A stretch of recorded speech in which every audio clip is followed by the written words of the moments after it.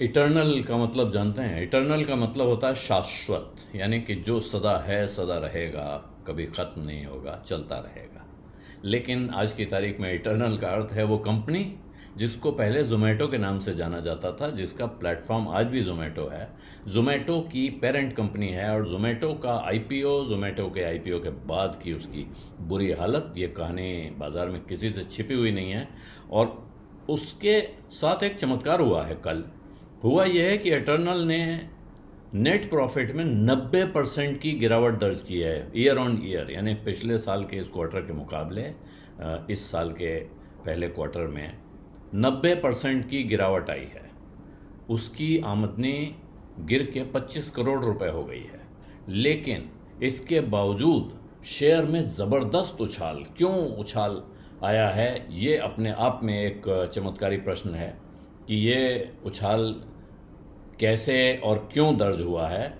ये समझने की, देखने की स्टोरी है। और इसी पे उसने प्रॉफिट, ये गिरा है, 90% की गिरावट है उसके प्रॉफिट में, तब जबकि उसकी रेवेन्यू में, यानी कि सीधे जो आमदनी होती है उसमें 70% का उछाल भी आया था। तो ऐसे में बाजार एकदम से ऐसा लगा पहली नज़र में कि ख़राब नतीजे हैं, तकलीफ होगी। लेकिन वो तकलीफ तो कहाँ, एकदम भयानक तेज़ी आ गई और ज़बरदस्त तेज़ी, थोड़ी बहुत तेज़ी नहीं। 7%, 7.5% का उछाल उसने कल दिखाया। और आज सुबह बाजार खुलने के साथ दोबारा उसमें तेज़ी आनी, फिर हवा एक झोंका आना शुरू हुआ और वो लगभग 15% तक चढ़ा। उसके बाद वो नीचे गिर के बंद हुआ है। लेकिन ये ज़बरदस्त तेज़ी, इसकी क्या वजह हो सकती है, ये गणित जोड़ने की कोशिश करते रहे लोग और वो कोशिश फिर यूँ निकला। और इस चक्कर में हुआ क्या है, इटर्नल के साथ साथ उसके सामने स्विगी के शेयर भी भागने लगे। हालांकि कुछ विद्वानों का कहना है, उनका ये मानना है कि इसमें कोई ख़ास अभी उत्साह की बात नहीं है। तमाम तरह के आप प्रेडिक्शन और अनुमान देख लीजिए, मैनेजमेंट कमेंट्री देख लीजिए, उसके हिसाब से भी इटर्नल जिस भाव पे अभी चल रहा है, यहाँ से अगर आप ख़रीदते हैं तो उसमें मुनाफा कमाने में आपको न जाने कितने साल लगने वाले हैं। ये कल्पना आपको करनी चाहिए कि इस रफ्तार से बढ़ेगा। और क्योंकि वो 6% की ग्रोथ बता रहे हैं, तो 6% की रफ्तार से अगर तो बढ़ता है तो बहुत लंबा समय लग रहा है। लेकिन यहाँ इनको कंपनी की ऑपरेटिंग परफॉर्मेंस में भी कमज़ोरी दिखाई पड़ रही है। इसके बावजूद अगर ये शेयर तेज़ हुआ तो क्यों हुआ है, वो उसकी वजह इटर्नल के एक हिस्से में छिपी हुई है। और वो बाज़ार का मानना है कि ब्लिंकिट नाम का जो उनका हिस्सा है, जो उन्होंने पहले कुछ और नाम से चलता था, उसको ख़रीदा और उसको ब्लिंकिट बनाया है, जिसे क्विक कॉमर्स कहते हैं। आपको कुछ सामान चाहिए घर पे, बगल की दुकान में आप जाना नहीं चाहते हैं, आपने अपना ऐप निकाला, ऑर्डर किया और कुछ मिनटों में, कभी कभी तो हो रहा है 3-4 मिनट के अंदर आपके पास डिलीवरी आ जाती है। वैसे 8 से 10 मिनट का दावा है वहाँ, कभी कभी 20 मिनट भी लग जाते हैं अगर वो दूर है आपके घर से या आपके ऑफिस से उनका स्टोर। लेकिन बहुत तेज़ इसी को, और ये क्विक कॉमर्स या क्विक डिलीवरी कॉमर्स जो है, इसने वहाँ एकदम से उत्साह दिखाया है। और ज़बरदस्त जो उछाल है उसमें उसकी सीधे कारण है, उनका कहना है कि ये जो सेगमेंट है, जो ब्लिंकिट चल रहा है, ये इनका हाई ग्रोथ सेगमेंट है, इसमें ज़बरदस्त परफॉर्मेंस इनकी आ रही है, भविष्य में इसके बहुत ज़्यादा बढ़ने की गुंजाइश है। और गुंजाइश इसलिए भी, आप देखिए आजकल, पहले बहुत बड़े शहरों में होता था, अभी उसके बाद के शहरों में पहुंच गया और तेज़ी से इसका फुटप्रिंट बढ़ रहा है, जगह जगह बढ़ा रहे हैं। तो उनको ये लग रहा है कि तमाम तरह के सवाल इफ़ एंड बट हैं, किंतु परंतु हैं, उसके बावजूद इस कंपनी में इस बाज़ार पर को और बढ़ाने की, उसके बहुत बड़े हिस्से पर कब्जा करने की संभावना दिख रही है। और इसीलिए जो पहला इनका क्वार्टर आया है, जब से क्विक कॉमर्स का धंधा शुरू हुआ है, तब से ये जो नेट ऑर्डर वैल्यू है इनकी, वो एक ग्रॉस ऑर्डर वैल्यू होती है और एक नेट ऑर्डर वैल्यू है। वो कह रहे हैं कि नेट ऑर्डर वैल्यू है, पहली बार ब्लिंकिट उनके फूड डिलीवरी से बड़ा हो गया है। जो अब एनुअलाइज बेसिस पे कह रहे हैं, साल का हिसाब लगाएंगे अगर, तो $10 अरब का इनका नेट ऑर्डर वैल्यू क्रॉस कर गया है।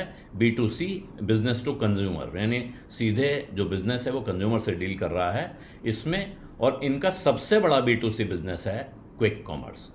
तो यहाँ लगभग आधा, ये नेट ऑर्डर वैल्यू का आधा हिस्सा आ रहा है इस क्विक कॉमर्स से, जो इटर्नल ने एक चिट्ठी लिखी अपने शेयर होल्डर्स को, उसमें उन्होंने कहा है। और इसीलिए उनको यहाँ से ब्लिंकिट का जो पेस है वो बहुत तेज़ दिख रहा है। और ब्लिंकिट के जो सीईओ हैं अरविंदर ढींडसा, उन्होंने और कहा है कि ब्लिंकिट ने इस बीच में, इस क्वार्टर में, पिछले 3 महीनों में 243 नए स्टोर जोड़े हैं। कुल मिला के अब इनका स्टोर 1544 हो गए हैं। और इसके साथ वो कह रहे हैं कि अब कंपनी दिसंबर 2025 तक 2000 स्टोर खोलने की राह पर है यहाँ से। और साथ में करीब 4 lakh square feet warehousing space, जो डार्क स्टोर होते हैं जहाँ से वो अपनी दुकान चलाते हैं, जहाँ वो रखते हैं, जमा करते हैं, गोदाम की जगह बढ़ाने की तैयारी में है। तो नेट ऑर्डर वैल्यू उनको दिख रहा है ईयर ऑन ईयर सालाना 127% बढ़ी है, जिसमें जो एवरेज मंथली ट्रांजैक्शन कस्टमर्स हैं उसमें बढ़ोतरी हुई है 123% की। तो ये करीब 76 लाख का बिजनेस था, जो बढ़ के 169 लाख पे पहुंच 1 करोड़ 69 लाख पे पहुंच गया पिछले 1 साल में। और जहां तक प्रॉफिटेबिलिटी का सवाल है, कमाई का सवाल है, मार्जिन इनके -2.4%। ध्यान रखिए, नुकसान में है कंपनी, अभी मुनाफे में नहीं आई है, कारोबार चल रहा है। इनका जो मार्जिन था वो नेट ऑर्डर वैल्यू का -2.4% था, वहां से ये बढ़कर, यानी पिछले क्वार्टर से, इस जनवरी फरवरी मार्च से अप्रैल मई जून में -2.4 से ऊपर आके -1.8% हो गया। यानी कि जो -2.4% का घाटा हो रहा था वो अब -1.8% रह गया है। जबकि इस बीच इन्होंने नए स्टोर्स पर खर्चा भी किया है और मौसम की वजह से भी कुछ असर पड़ता है कारोबार पे। साथ में उसके सीईओ हैं इटर्नल के दीपेंद्र गोयल जी, उनका कहना है कि जो फूड डिलीवरी का काम है, जोमेटो का जो कोर काम है जिसको वो पहले से चला रहे थे, वहाँ जो YOY ग्रोथ है अब वो शायद बॉटम आउट होने जा रही है। यानी कि उसमें जो रफ्तार में कमी थी वो ख़त्म होने जा रही है और यहाँ से अब डिमांड का स्लोडाउन ख़त्म होकर नई तेज़ी देखने को मिल सकती है। 2024 के अंत से ये स्लोडाउन दिख रहा था और अब उन्हें लगता है कि आगे जाके अब ये बिज़नेस जो है, ऐसा नहीं लग रहा है कि इनको नेट ऑर्डर वैल्यू में 20% से ज़्यादा की ग्रोथ दिखेगी, लेकिन 15% से ज़्यादा की ग्रोथ ज़रूर दिखेगी, ऐसा उनको उम्मीद दिख रही है।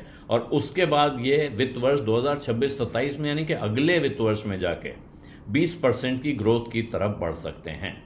तो यहाँ जोमेटो की या इटर्नल की कहानी है और इस इटर्नल की कहानी ने बाजार को पिछले 2 दिनों में एक तरफ से, जिस समय से वो रिजल्ट आया उसके बाद से वो छाया रहा और अब उसके साथ में स्विगी भी चल पड़ा है। तो लेकिन अभी कंपनी पैसा कमा नहीं रही है। बहुत से लोगों का कहना है कि अभी भी इसमें बहुत सारे सवाल बाकी हैं। मगर 24 ब्रोकरेजेस ने इसको कवरेज दी है, उसमें से 20 कह रहे हैं खरीदो, यानी कि खरीदने लायक स्टॉक हो गया है।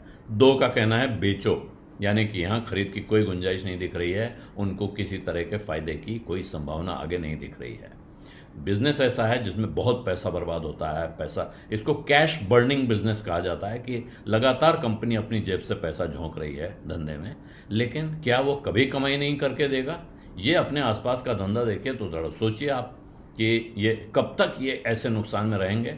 कुछ लोगों का कहना है कि साहब इनके पास डीप पॉकेट्स हैं, इनके पास बहुत पैसा है, ये दूसरे कॉम्पिटिटर्स को बाजार से बाहर करके फिर मुनाफा कमाने की तैयारी कर सकते हैं, शुरुआत कर सकते हैं। लेकिन वो कब होगा ये कहना बहुत मुश्किल है। लेकिन फिलहाल बाजार में इस शेयर को लेकर उत्साह जरूर लौट आया है। बीज अड्डा में आज इतना ही। अब इजाजत दीजिए। धन्यवाद, नमस्कार।